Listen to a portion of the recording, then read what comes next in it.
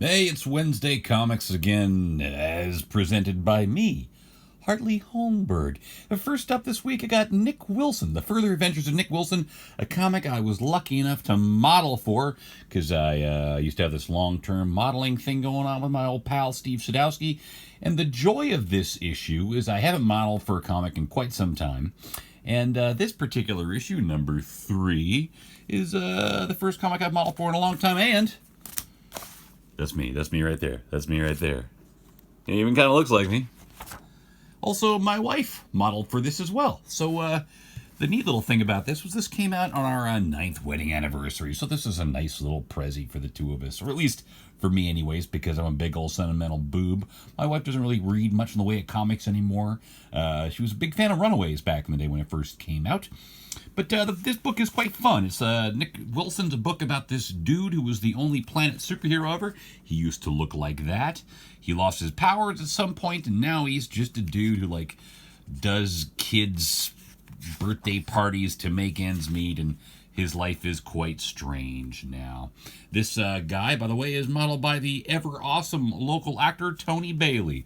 A fun read, and I do recommend this if you love books about guys that used to be superheroes. Good times. Next up, oh boy, we got a big one, a bit of a tearjerker here. The Mighty Thor, number 705, The Death of the Mighty Thor.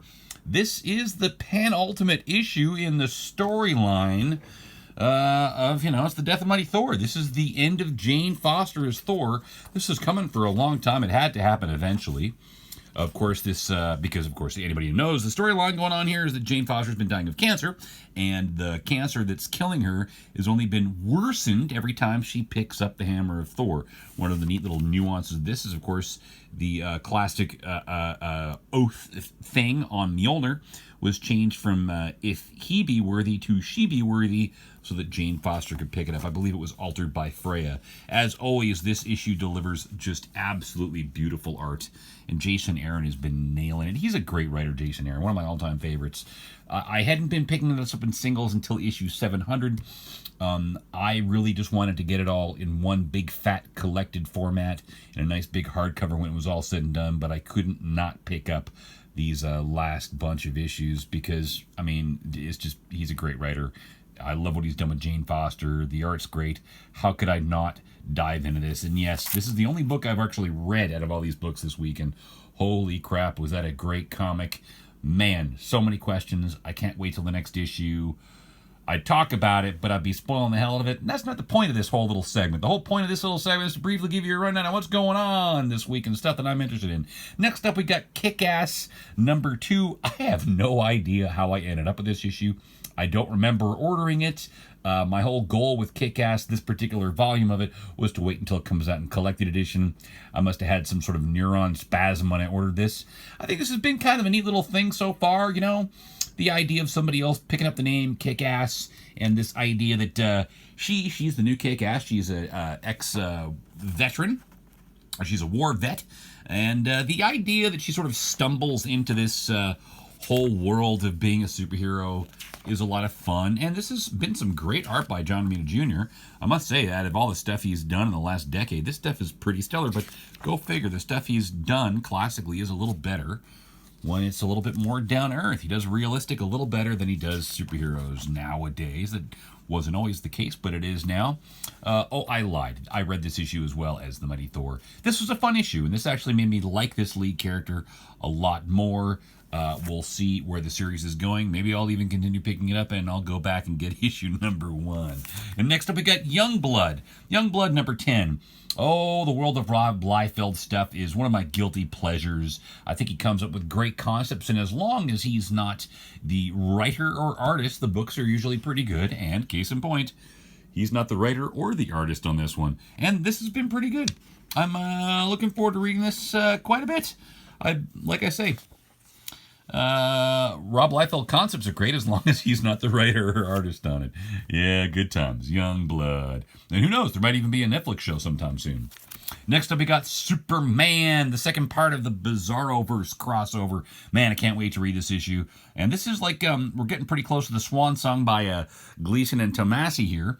A lot of people are under the misinterpretation the last single issues are the last bits of stories we're going to get from the current creative teams, which isn't the case, even though issue of Action Comics number 999 was the last regular issue from Dan Jurgens, and I believe the next issue of this will be the last regular single issue format from this creative team. They are getting their swan songs in oversized deluxe formats, and I can't wait. I mean, as always, this is just sporting some great art, and oh, I've got this on pause upstairs. Can't wait to watch this. I'm oddly excited for Krypton. I thought the idea initially was stupid as crap, but I digress. Back to the Bizarro goodness. This looks a heck of a lot of fun, and yes, I am somewhat spoiling it for myself, but I mean, come on. How could I not just a little bit? Look at that. I'm going to miss these guys, but I'm really excited for what's going on with old Brian Michael Bendis, the other ball guy. Next up, we got Justice League number 41 here. Christopher Priest's blatant way of writing a sort of weird take on the Black Panther into the Justice League. I gotta admit, the last issue of this pissed me right off. The whole premise was the Watchtower was falling from orbit into the Earth's atmosphere, and you've got Superman there, and Wonder Woman there, and I'm pretty sure there's a Green Lantern there, and that should have solved the problem right there, but it was one of these just god-awful, stupid excuses to have a stupid, dramatic moment that shouldn't have been. If you've got Superman there and Wonder Woman there, and the problem is something heavy is falling, there shouldn't be a problem. It's fucking Superman and fucking Wonder Woman. He's basically the modern-day Hercules and Atlas rolled up into one. It was just stupid as shit that was the problem. And frankly, one of my biggest problems with Christopher Priest is he takes kind of cool storylines and drags them on forever and ever, and that's how I'm feeling with this particular storyline. This is feeling old. And like I said, you had Green Lanterns there. I mean, a Green Lantern alone should have been enough to have halted the problem with the satellite decaying in orbit. Anyways, the art looks nice. I like this, what's this guy's name? Neves? Oh, no, I was way off. It's Felipe Briones. Briones, that's how I'm saying it. Yeah, and Priest, because when you're so cool, you've only got one name, Priest.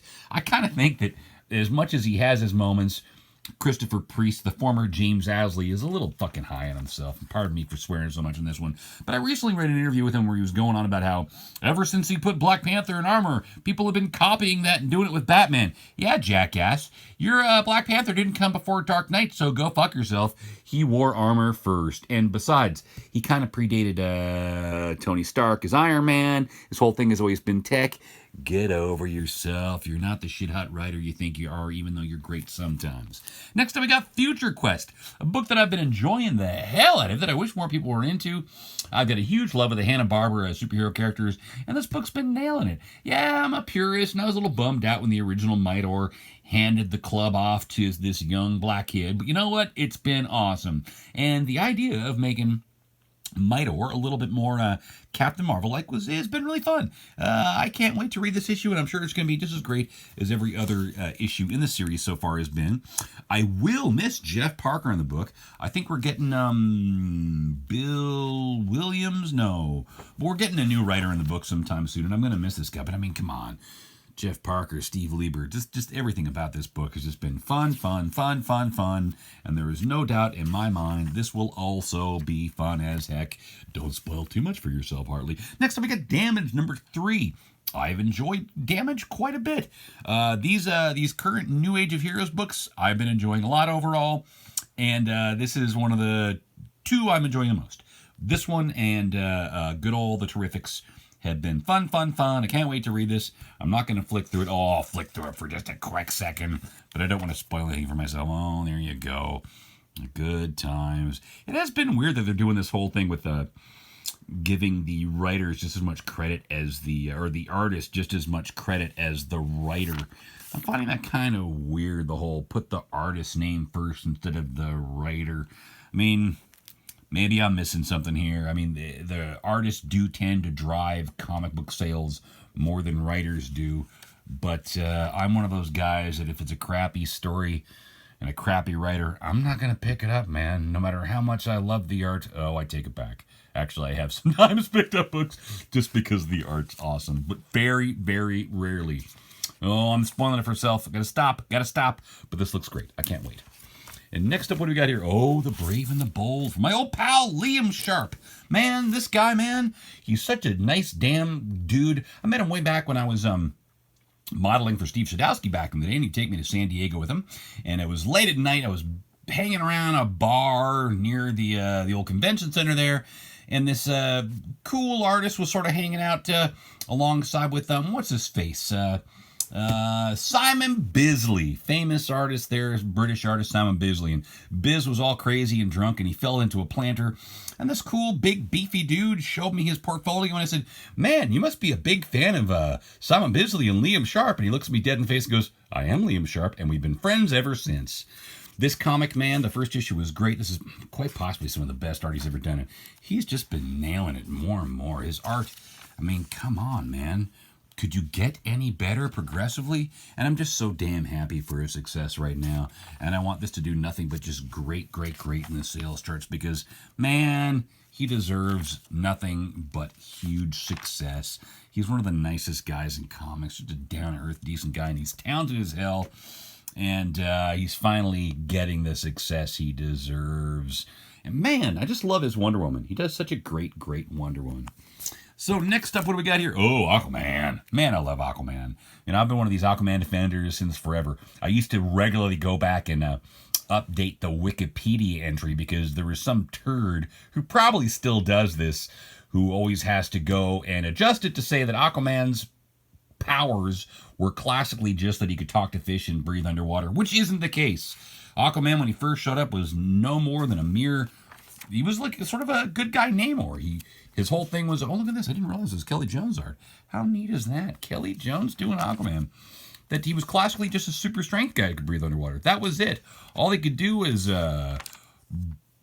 super strengthy things and not die underwater. Yeah.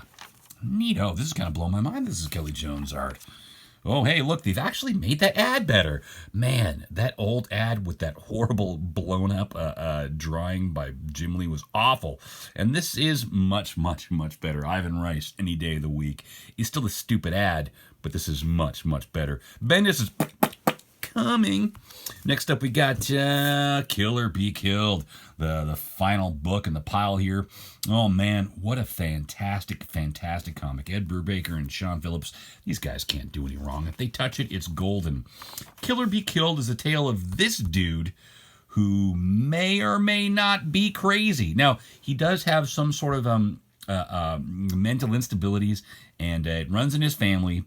And he starts seeing a demon. And the demon tells him to kill people if he wants to live. And he thinks he's just having a psychotic episode. But the demon keeps on proving himself to be real. Eventually, spoiler alert, he starts killing people. And oh boy. And then the antics begin. And this book is just fantastic. At this point in the storyline, big spoiler alert, he has himself committed because he needs to, he feels like he's gone off the wrong path and that he wants to turn the tides. And while he's locked up, there's a copycat killer who also puts on the ski mask and takes a shotgun and starts killing people. Oh, boy, what a great comic. And one of the best things about this stuff, oh, don't look at it, don't spoil it for yourself, are these letter columns, man. These letter columns are absolutely fantastic. I mean, Ed Brubaker delivers and delivers and delivers. And then he does these great things. He has these really cool reviews for various old movies and books, and man, just you're really getting your bang for your buck here when you buy into an Ed Brubaker and Sean Phillips comic. And I believe they've been doing this right from the days of Criminal, which is also just fantastic. These guys deliver, boy, oh boy, do they deliver. I still got to catch up on Fatale one of these days. I only ever got the first trade, and I loved it, and I just lost track. I got all the killer criminal stuff, though. So there you have it. This week's comic. Boy, I blabbed on for a long time. Hope you enjoyed my little rundown, and I'll maybe see you next week if I film one of these things. As always, a giant thanks for watching, and hey, subscribe. Tell your friends you know some dude who makes crappy videos about comic reviews. Spread the word. I need the love.